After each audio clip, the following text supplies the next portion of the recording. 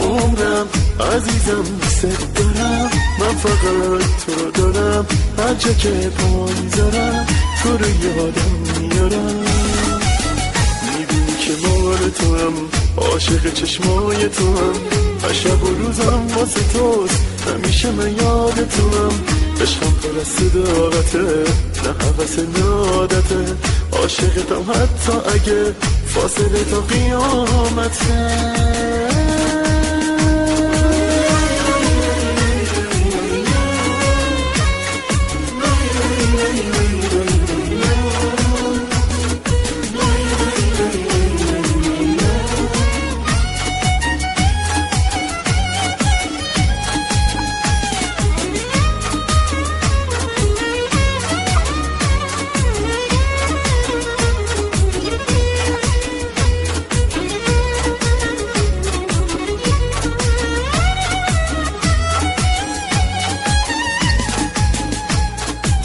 نمیخوام تنها بمونم، باز میخوام از تو بخونم، واسه این دل تنها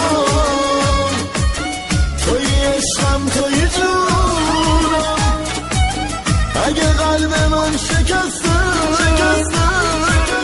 اگه سردم، اگه خستم، اگه میبینی که تنها دل من به پات نشسته.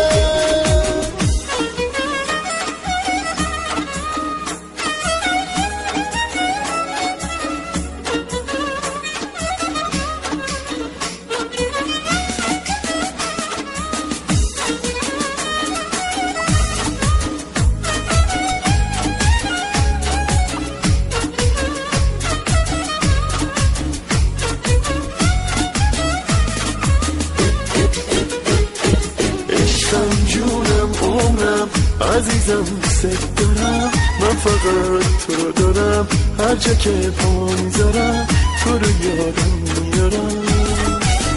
میبینی که مال تو هم، عاشق چشمای تو هم، و شب و روزم واسه توست، همیشه من یاد تو هم. عشقم پر از صداقته، نه حوث نادته، عاشقتم حتی اگه فاصله تا قیامته.